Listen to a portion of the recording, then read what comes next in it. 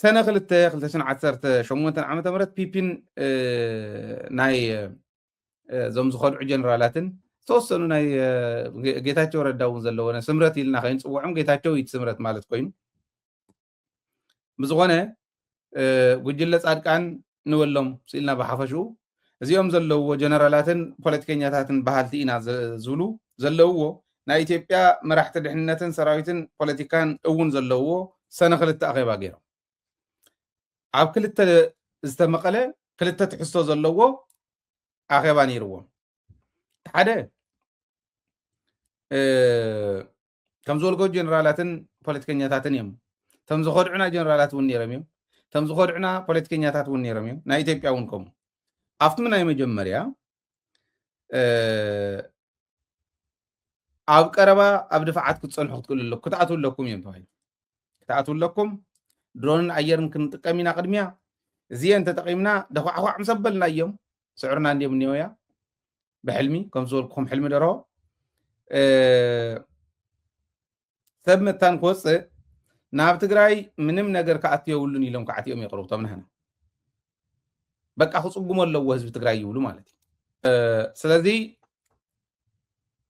بدرون كن وقعنا قريبكم كتصنح لكم السراويت ناي جيتاچو زاكو غليو بغرهي غليو بغرح زغده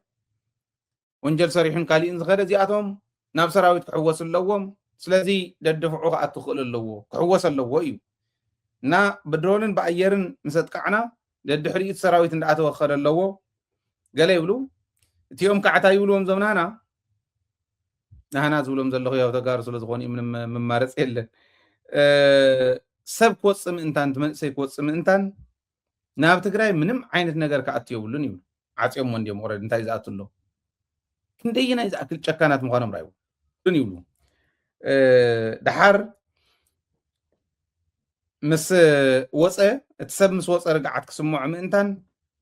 በቃ ኣብዚኡ ኣይነንገላትዓዮ ንዝተወሰነ ግዜ ኣብ ካምፕ ተሰሪሕሉ ክወፅእ ክእል ኣለዎ እቲ መንእሰይ እውን ክወፅእ ክእል ኣለዎ እቲ መንእሰይ ካብኡ እንዳመልመልና ናብ تعانتو يزول كوا مالتي كامب خسرحلو منسوين عبيون كوص تعبيه في كامب خون تزقرم حزبي ناي بهر صلاتو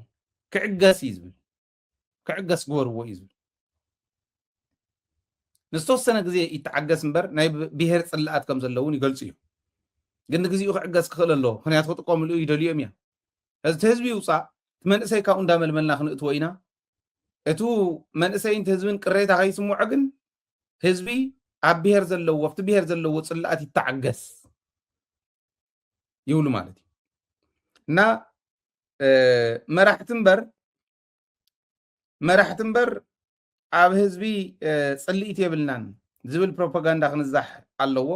ትሕዚ በዓል ጌታቸው ወፂኦም ትት ዝብልዎ ዘለዎ ማለት ኣብ መራሕቲ እምበር ኣብ ህዝቢ ፅልኢት የብልናን ዝብል ብሰፊሑ ክስራሕ ክኽእል ኣለዎ بزي سكفتا بقانقو كعلل كفقدلو خللو تግራዋይ ይብል بقانقو ከይዕልልውን ከልኪሎም መሆም ዘለው እዮም ዛረው ግን ከም ጌርካ ይወፅም ወታሊድካ ይወፅም መንእሰይ እንዳመልመሉ ይትውናው ኩናት ትግፈፈለኻ ንዓኸይ ትግፈፍ ኢለ መውፅዮምስ ቦቲ ገፊፎም ይእትውዎ ማለት ገፊፎም ይእትውዎ ናፍታ ኩናት ድሕሪኡ እቲ ካልእ ማሕበረሰብ ኮምፕሌን ከየቅርብ ግን ብትዕግስቲ ክትሕዝዎ ክትክእሉ ኣለኩም እዩ ዝብልዎ ዘለው ዝገርም ግን حدش نطفتي حدش تእዛዝ ነጠፍቲ من ተልእኾ ነጠፍቲ ማሕበራዊ ሚድያ እውን ተዋሂብሎ ሻዕብያ ኣትዩ ናብ ምዕራብን ናብ ሰሜን ምዕራብን ዝብልውን ክትነጥፍለኩም ፒፒ ብምክንያት ድሮናት ዝወቅዓ ዘሎ ትግራይ ዝብል ድሮን ተጀሚረን ፒፒ بلصقنا نتግራይ ዝድብድባ ዘሎ ብድሮን በአየርን ብምክንያት እዩ ንሻዕብያ ስለዚ ተውዎ ስለዚ ንሻዕብያ ይዝወቅዕ ዘሎ ኢልኩም ከተዛረቡ ዝብልውን ተዳልዮም ኣፈም ከፊቶም ክዛረቡ ዝተዳለው ተጋሩን እዩ ኩለን ሚድያታትን ከም እኹላ ንፈልጥ ኢና ግን ተጋሩን እዩ እዚዩ ንዲፕሎማሲና እውን ሓጋዚ እዩ ናይ ዲፕሎማሲ ኣውያት ገብሩ ማለት እዩ ላዕላውነትና ተደፊርና ላዕላውነትና ኢትዮጵያ ተደፊሩን ክብሉ ማለት እዩ ላዕላውነትና ኢትዮጵያ ተደፈረ ልዕላውነትና ኢትዮጵያ እንትድፈር እንተሎ ግደፎ ይተድፍሩ ክንብል ከለና ንድሕንነቶም የሚለሙና ሻዕብያ አዲስ አበባ እንተ ዝበፅሕ እውን ኣነ ደጋፊ እየ بتحز حيزهم ما ظنيو أب تجراي أنت زي بالعنا نداول خود أنت خوينهم شعبية أديس أبابا أنت عتو وندقافي يعني خلينا ندحنا تسقات كوينو ويا بعلم ديم نجيرهم ما راح تنام نجيرهم ندحنا تسقات زخونو حيل سلزلي أتيلهم ندحنا تسقات محزن ده تجراي كومريت كخوص للكاي ولتون بحر كخوص للكاي ولتون يروحنا يلا سلام هاونا يلا سلام هاونا مبال ندحنا تسقات أنت خوينو بحرغا قوسدو إيه بواننت وانو أنا إيه بحرغا إلا مريت إرترا بحر إرترا سلي عقتو سد تدل هاجر كتمس خلا كابنا يدحن النت سقات نلعلي نهلونا قدايزو سلازي ننهلونا قدايو انت عتو قداش يبليني إذا عين التلقوة هوم نايبل سقنا مسارحي طول السنديم هايو لهم زلو سميعهم ممي زلو صندو وانا مسردو شعبيا نا إثيوبيا مكلاكيا سراويت نا دوب إيرترا كسقع زخلو العدل نمخلا درح بوتدرنا قوانقوا استراتيجيك ديبس زباهل له إيرترا يبلن استراتيجيك ديبس كاب زالم بس هذا جمر ويكعد كعد بخرا ويكعد محاري زجمرو قلت فينا ماخل إيرترا كاتو زغل سلازي نازل ترحق توهين خا دنا قور كله هاخلو له ناتخ اسايمنت وسيدم توهينات ناول ولو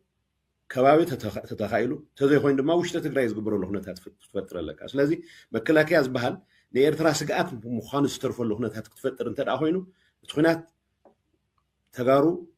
ህይወቶም ዝኸፍሉሉ ኣዴታት ተጋሩ ዝሳቀያሉ ሁነታት ክትፈጥር ትኽእል ኣለካ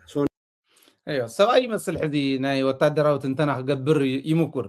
ጌታቸውስ ወታደራው ትንተና خجبر كل حسابه ደናቁር እንተ ረኺብካ ስትገብር ኢሉ حزي دناقر رخيو زلزل شعبيها كبعلو اتخوينات كبعلو زرحقلو إيزمو كرزل ليلو سكدحان بوزيس كن رايو تقراي اوكي انت تبل إثيوبيا نيرترا نختورر تقراي اش انت تبل تخوينات ابي زخوني مسلوك ابي يخون تقراي إثيوبيا نقد ما خلو قدم حزر إينا عندنا كالي مسكر يدلينا تግራይ እሺ ላስክንበል ናይዚ ደንቆሮ እዚዩ ትንተና ከምቲ ዝብሎ ዘሎ ደናቁር ያ ኮይኖም መራሕ ትግራይ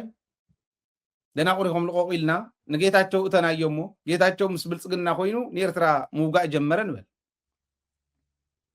ኣብ መንጎ ኢትዮጵያን ኤርትራን ዝተገበረ ኩናት ሸራሮ ያጠፍያ ዛላምበሳ ያጠፍያ ባድመ ያጠፍያ ኦኬ መቀለ ያተደብዲባ አዲስ አበባ ይኮነን ባህር ዳር ይኮነን بشوفته يكون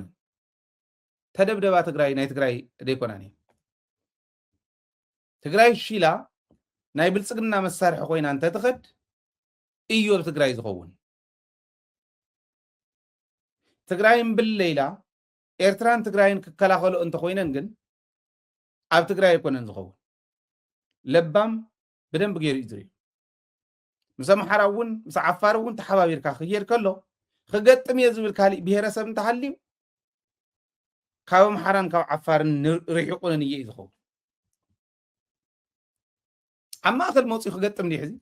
فانو بدحري يغيرو أولا بدحري يغيروس موصي نتقرأ خجت ملا إيدي دي جيتاچو استنتن النازل أيو واصون كم زي واصو كالي مرتو علني كنغراكمي خم زي واصو زي أحزل مرتو علن لما عنت زاعت شما قلتات اللو نمغله أبي أحمد شماغل خسدد كل حساب ناي بحق يا انت زخون نيرو شماغل دي سديد نلمونه ديلنا سلام كنقبر مرحتنا خن نقرم يدف سلام يزلز تقراي نبلا يصنحنا حدش دي جهرا خم زي ينقرنا انت افتمونغو ايرتران تقراي انت خوين تخوينات يا تقراي تقع سراويت كو سراويت تግራይ ኤርትራ ንባዕላ ክትብል ከተከላኸል ብድሕሪና ውግእ እንተ ዘይከፊታትልና ኤርትራ ንባዕላ ክትብል ከተከላኸል ብድሕሪና ብባፅዕዲ ብኻሊ ብድላይ ናቢልና ክንእትዎ እንደልዮ ነገር ክንእቱ እንተፈቂዳትልና ዲዝሕ ሸናስ በዚ እውን ዘይሓስቡልና ለይትን ቀትርን ዓናጥፊኦም ክሓድሩ ዝደልዩ ትግራይ ከጥፍኡ ዝደልዩ ጸላእቲ ብላዕላይ እውን ኤርትራ نبعلات مواجئ مريت كون كاتوجع أصل زلخا حبير كامس أبي حمد توجع أصل زلخا التوجع أكا حدي نكر كيرينا أنا جيتاج كم زي زبالة دنا أوري خاطر الليلو كاب جيتاجهم لعدهم قريلة كتصرفوا دليكون جيتاجهم مسارحي أبي حمد دخوينو حزب الدار زلص وحن قاع عطيفو نافتو نولا زلنا حقهم نسخهم يقوم تخكل نيركم كلنا كم مهانو أي تراتر مهنيات مالي تايب نير تفلتوا ብቻ የትግራይን ህዝብ ለቀጣይ ውርደት ብዳርግ ኖሮ ደግሞ የበለጠ ማይወጣልኝ ጸጸት ይሆን ነበር። ተመልከት ብልጽግና ውስጥ ገብቼ የትግራይን ህዝብ ለቀጣይ ውርደት ብዳርግ ኖሮ ደግሞ የበለጠ ማይወጣልኝ ጸጸት ይሆን ነበር። አብይ ብልጽግና ውስጥ ቢገቡ ኖሮ ሲል እንደ ፓርቲ መኪኖቻቸውን ይዘው ቢቀጥሉ ኖሮ ነው ያለ ያለው እንጂ ለትግራይ ህዝብ የተሻለ ነገር አመጣለሁ አይደለም። ምን መጣ? ለኦሮሞ ህዝብ ምን መጣ? እስኪ ብልጽግና ውስጥ የገቡ በኦህዴድ ገብቷል። የኦህዴድ ከርታም ካድሬዎች አሁንም ያው ምን መጣ? ኣብ ኦህዴድ እንታይ ኣለዲ ሓቁይ ነይሩ ኣብቲ ግዜ ጥዕና ዝተዛረበ ጌታቸው ናብ ብልጽግና ኣትየ ንትግራይ ንህዝቢ ትግራይ ዘይ ብታሪክ ምሕረት ዘይግበረሉ ህዝቢ ትግራይ ናብ ዝገደድ ዓዘቕቲ እንተዝእትዎ ነይረ ጸጸትዎ ይወፀ ናስሓ ይወፀለይ ነይሩ ኢሉ ናስሓ ዘይወፀሉ ዝሰርሕ ዘሎ ሕዚ ነቲ ናይ ፅባሕ ዝገብሮ ይዛረብ ነይሩ ሽዑ ማለት ኣብ ብልጽግና ኣትዩ ሕዚ ህዝቢ ትግራይ ናብ ዓዘቕቲ ንኽኣቱ ይገብረሉ እምበር ናብኡ ኣትየ ከምኦም ተሰሪሐ ከምቶም ኦህዴድን ካሊእን ምስኡ ሰርሑ ዘለዉ ምስ ኣብዪ ኣሕመድ ተሰሪሐ መኪና ሒዘ ናይ ኣብዪ ኣሕመድ መኪና ሒዘ እንተኸይደ ዘይወፅእ ጸጸት ኣለኒ ይብለካ ኣሎ ይብል ነይሩ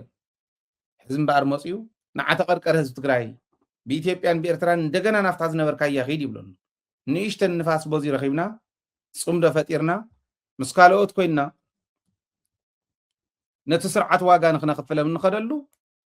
ናይቲ ስርዓት ርእሲ ንክቐንዕ ጌታቸው ዝፅዕሮ ዘሎ ፃዕሪ ኢኹም ትርእዩ ትማሊ ጌታቸው እዚኣ ይብል ነይሩ ከምታ ዝበላ ኦህዴድ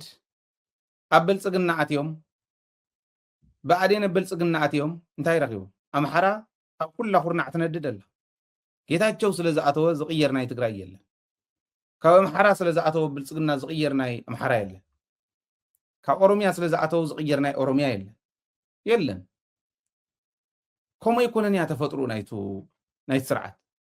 ስለዚ ጌታቸው ከብላዓና ከፅድፈና ታተዋሃወቶ ናይ ፕሮፓጋንዳ ስራሕ ስርሑ ተባሃላ እዚኣ ይገብር ኣሎ ካልኦት እውን ከምኡ ይገብሩ ኣለዉ ኣብዪ ኣሕመድ ግን እንታይ ይገብር ኣሎ ሽማግለ ሰዲዱ ከዓ ኣሎ ማለት እዩ ሽማግለ ሰዲዱ እኒሄ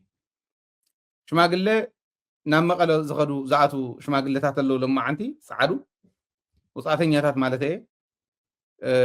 ንሕና ከምቲ ዓንተ ወይ ዝበልኮ ሰላም ሕርያና ዕላማና እታ መሬትና ክትምለስ ተመዛበልትና ክንመልስ ትግራይ ደጊምና ክነሃንፅ ሙሉእ መሰል ዓርሰ ውሳነ ትግራይ እውን ክነረጋግፅ እንዲያ ካብዚኣ ንእሽትለን ዝንፍ ከየብሉና ከየዛንፉና ዕላማና ከየስሕቱና ሰላም ፅቡቅ እዩ ኣነ እውን እብል ኣለኹ ኣነ እውን እንተዝኾን ዝገብሮ እዩ ሰላም ፅቡቅ እዩ ብሰላምቲ እውን ኣዶ መሬትና እሺ እንተኢሉ ፅቡቅ ክንዋጋእ ኢና ይብልና መሬትና ሃበና ሕገ መንግስታዊ መሰልና ይከበር ሕገ መንግስታዊ መሰልና ቱ ዘ ኤክስተንት ኦፍ እንታይ ትደሊ ህዝቢ ትግራይ ተባሂሉ ክሕተት እንታይ ትደሊ ህዝቢ ናይ ብሓቂ ምስ ኢትዮጵያ ምቕፃል ወይስ ዝነበረ ፌደሬሽን ናብ ሉዝ ፌደሬሽን ናብ ኮንፌደሬሽን ናብ ሉዝ ኮንፌደሬሽን ምስጋር ወይስ ኢንዲፔንደንስ ወይ ከዓ ምስ ካልኦት ኮንፌደሬት ምግባር ድላዩ تا دلائي خحتت له جينوسايد سلا تفصموا العالم كم سلا تقبل تايد اللي تواهيلو مولو مثل عرسو سانس تغير رقاقص مريدنا يملس تفناقلتنا يملسو سلامهم زحلو سراويت كم زلو يقصل سلامو خحلو ندولينا اين امنو نا ايتيوبيا سراويت اين امنو نا ايتيوبيا منغستي اين امنو ስለዚህና አምኖም ወሕስናና እስከ ረጋገጽ ቦት ፕሪቶሪያ ወን ተዝኾን ነይሩ ፍሪሶም ወንዲም ኦሬዲ ካሊ ውዕል ይኽባል ምበር ድሕሪ ሕዚ ብውን ተዝኾን ነይሩ ወሕስናና ስለዘይረጋግጸልና ሰራዊት ኢትዮጵያ ሰላምና ውሕስ ስለዘይገብረ እንደልዩ እዚ ይኽባል ዘሎ ስለዚ ተልእኾ ከይኾን ምርኣይ ወሳኒ እዩ ምዝንጋዕ ከይኾን ምርኣይ ወሳኒ እዩ መሬትና ንሕዘሉ ሕዚ እዩ ሓሪሶም ክኸድሙ ክኽእሉ ኣለዎ ዕላማና ከየዛብዑ ብደንቢ ምስትውዓል የድሊ ኣበይ ከዮም ነይሮም ክንብል እውን ንኽእል ኢና ባይዘ ወይ ምብለይ ክንብል ኢና ዘይንኽእል ሰላም ሕቶ ክመፅእ ከሎ እምበር ኣበይ እዮም ነይሮም ኣብ ሞትና ኣበይ ነይሮም ኣብ ናይ ሓዘን ዳስና መፅኦም ዘይበፅሑ ሕዚ እዚኣ ክትበሃል ከላ ፈረስኩ ክብል ከሎ ምምፃእ እንታይ ማለት እዩ እታ ምድላው ነተን ዓንተዎ ዝበልክዎን ዓይነት ናይ ሓፃዊን ምድላው ብኣግባቡ እንተተጌራትላ ተወዲ ዘለዎ ይብሉን ሰላም ኢሉ እንተመፅኡ ግን ሕዚ እውን ይዳሎ ንዳሎ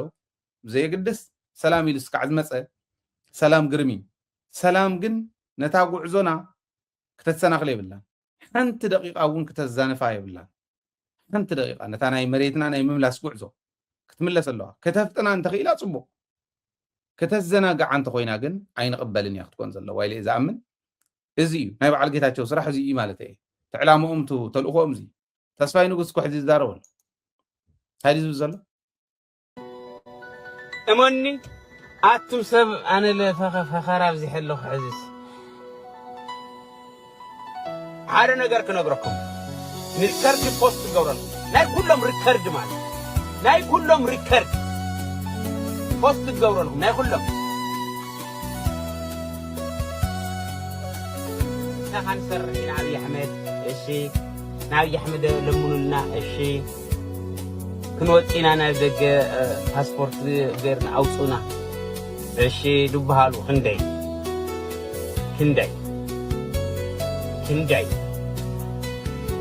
ንጌታቸው ዝመቱሉ ኣብ ልዕሊ ጌታቸው ዝመቱ ስልጣን ንዓና ክንወሃብ ግበሩ ኩሉ ዝከኣለኩም እዚ ቁጥጥር ኮሚሽን ኸዚ ክወፅእ ትሪእዎም ናብቲ ናይ ግሊ ሚድያ ማለት ክነግረኩም እዩ ስለ ኣነ ስብ ዝተዓፈንካኒ ኣብ ናይ ግሊ ሚድያ ወፅእ ክዛረቦ እየ ካብቲ ናይ ቅድሚ ሕዚ ሕዚ ብቕላዕ ክነግሮ እየ ኣብ ምንታይ ደረጃ ከም ዘለዉ ርኣይዎ ተስፋይ እዩ ከምኡ ዝብል ዘሎ ተስፋይ ያው ፖለቲካሊ ብዙሕ ቁም ነገር ኢለ ዝሓስቦ ሰብ ኣይኮነን ኣነ ተስፋይ ተረኣዮ ዝዛረብ ሰብ እዩ ተረኣዮ በቃ ዘላ ከም ዘላ ዝዛረብ ሰብ እዩ እዚኣ እንተርእይዋ ንሳያ እዚኣ ተገልቢጣ እንተርእይዋ ንሳያ ከምኡ እዩ ተስፋይ ሕዚ ተስቂሉ ሳሪሃ ማሪሃ ብዙሕ ዘለዎ ይመስለ ፖለቲካሊ እትሓስቦ ሰብ ኣይኮነን ናብዚ ዝኣተዎ እውን ገንዘብ ኣታሊልዎ ገንዘብ ካብቲኣ ዝረኸበን ካብ RSF ዝረኸበን ኣታሊለኑ እምበር ተስፋይ ናብኡ ከኣቱ ዝኽእል ሰብ እውን ኣይኮነን ዝኾነ ይባላዕ ኣሎ እቲ ህዝቢ እቲ ባዕሉ ነንባዕሉ ዝኸድዐ እቶም ናይ ክሕደት ሓይሊ ይባልዑ ኣለዉ እዩ ዝብል ዘሎ ገሊኦም ንወፃእ እንደክንወፅእ ከምዚኣ እንደገበሩልና ንኣብዪ ኣሕመድ እንደንገበሩልና ከምዚ እንደገበሩልና ይብሉ እሺ ንብሎም ነርና እዩ ዝብል ሕዚ ቁፅፅር ኮሚሽን እውን ክወፅእ እዩ ቁፅፅር ኮሚሽን እያ እንተሃሊዎም ክወፅእ እዩ ክዛረብ ይብለና ኣሎ ናይ ስምረት ቁፅፅር ኮሚሽን ምዃኑ እዩ ፃድቃን ቁፅፅር ዘለዎ ይመስለኒ ፃድቃን ፕሬዚዳንት ባዕሉ እዩ ምክትል ባዕሉ እዩ ፋይናንስ ባዕሉ እዩ ቁፅፅር ባዕሉ እዩ ኣዛዚ ሰራዊት ባዕሉ እዩ ከም ገለ ዝበለ ቅያጦ ኮ እዩ ኤኒዌይ ዘለውሉ ደረጃ እዩ ዝነግረና ዘሎ በቲ በለ በትዩ ኢትዮጵያ ኩናት ክኸፍት እየ ኢላ ኩናት መሪፃ ኩናት እንተገይራ ኣብ ልዕሊ ትግራይ እንተኣውጃ ንርኢ ብድሕሪት ፋኖ ብቅድሚት TDF ኮይኖም እንታይ ክስራሕ ከም ዝኽእል ክንሪኦ ማለት ደቂ ህዝቢ እትያ እንታይ ክትገብር ከም ትኽእል ክንሪኦ እታ ዋና ግን ሕጂ እውን ደጋጊምና ንብሎ ዘለና ኣነ እታ ናይ ኣየር ክልል ትተኣወጅ ባህል እየ ደጋጊመ ይዛረብ ኣለኹ ትተኣወጅ ይከኣል እዩ ዋላ ዘይከኣል እንተኾነ እውን ኤክስትራ ኮንስቲሽናሊዝም ኤክስትራ ኮንስቲሽናል ዝኾነ ነገር ብኮንስቲሽናል ኦርደር ክንመርሖ ኢና ኢልኩም ክትሓስቡ ህዝቢ ከይተውድኡ ስለዚ እታ ኣየር እታ ናይ ኬሚካል ስጋኣት ስለ ዝኾነት መሬትና እውን ክባላሽ የብሉ ጋና እንዳሃለወት ክትኣቶ ይትኽእልን ናብ ናይ ትግራይ ኣየር ክልል ተባሂሉ እታ ኣየር ክልል መሰረት ዝገበረ ራዳር ብደንብ ብስርዓት ተተኺሉ እዚኣ ክትስራሕ ክትክእል ኣለዋ ድሮን ትኹን ኣየር ትኹን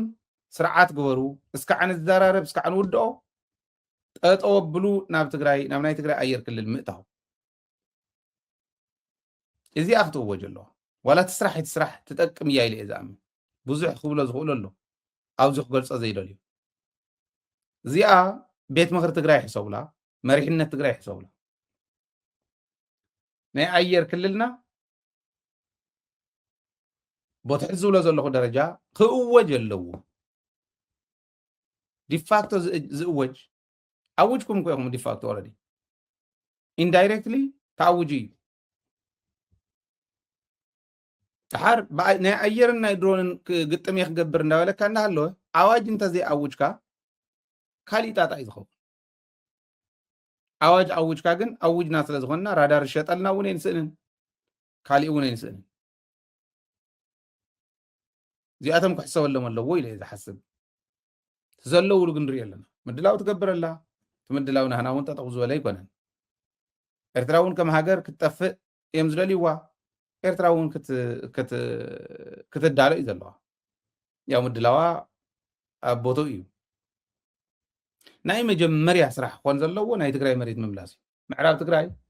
እንተተመሊሱ ኤርትራ ብኡ እውን ውሕስ እያ ትኸውን ናይ ዓፋር መሬት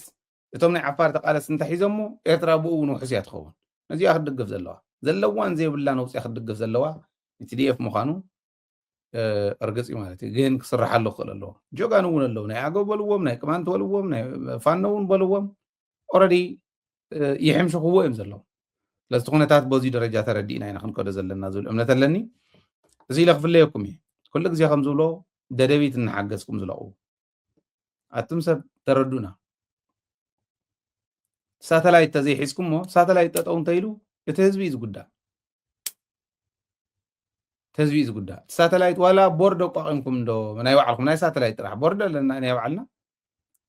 ግን እቲ ዘዋፅእ ቦርድ ኣቋቒሙ 100 ሰብ ዋላ 100 ሰብ ሃፍቲ እንተኮይኖም 100 ብወርሒ ዘውፅኡ እኹል ኮይ ንዓና 100 ሰብ 100 ብወርሒ ዘውፅእ ኣባል እንተሃልይዋ እዚኣ ኣስድ ካብኡ ላዕለ እንደልን እኹልና እዩ እዚኣ ግበሩ ኢና ንብል ዘለና ስለዚ ሳተላይት ናይ ግድን እዩ እንተነኣሰ እቱ ኩነታት እስካዕ ሓደ ኣለባዝሕ እስካብ እንዳሓር ህዝቢ ባዕሉ ክሕዛ እዩ ኣብ ሃይለ እውን ኣይትውገነትን ክትንጥልጠል ህዝቢ ትግራይ ባዕሉ ይሕዛ ደደቢት እያ እስካዕ ሽዑ ግን ከምኣ ጌርና ክነፅንሓሉ ምእንታን ኢና ንሓቲ ዘለና ዜልን ፒያ ነብዚኣ እኒዋኹም ናይ ዓዲ ኣብ ዘለኩም ወጋግን ባንኪ እዩ እዚኣ ስክሪንሻት ክትገብርዋ ትኽእሉ ኢኹም እዚኣ ናይ ኣስትራልያ ባንክን እያ ኣብ ታሕቲ ጎፈንድምን ፔይፓል ኣለኩም ደደቢት እናሓገዝኩም ደደቢት እናፋለጥኩም ከም እትዘልቁ ኣይጠራጠርኒ ብርግፅ ብጣዕሚ ስለው እዩ የለን ደርጋ ክበሃል ይከኣል እዩ ትሕዚ ንኸዶ ዘለና ብዝኾነ ኮይኑ ግን ናይ ግድን 1,000 ኣባል ተዘይሃልይዋ ጠጠው ክትብል ኣይትኽእል እንታ ሚድያ ክንደይ ዓመት ተሸኪመ እያ ከዳነ ስለዚ ንህዝቢ ክንሰርሕ እንተኮይንና በዚ ደረጃ ክትሕግዝና በዚ ኣጋጣሚ ሕዚ እውን ፅውዕ እየ ዘለኹ هذا حدا معلتي سجى مجات إمبول رحر استوصلنا جزء تقبلنا لنا أنت بعد نطلع يا باد نيوز يخون نشعر أوريدي تفلت أو نيوز يخون ناو خاب نخرجن ميديا خنا اطلاع نكلا لنا فبز اللهم سلام يخون لكم سلام عوات المسجد هزبنا أخوان كل جزء تمنيتنا نايلي تنكسر نسرحنا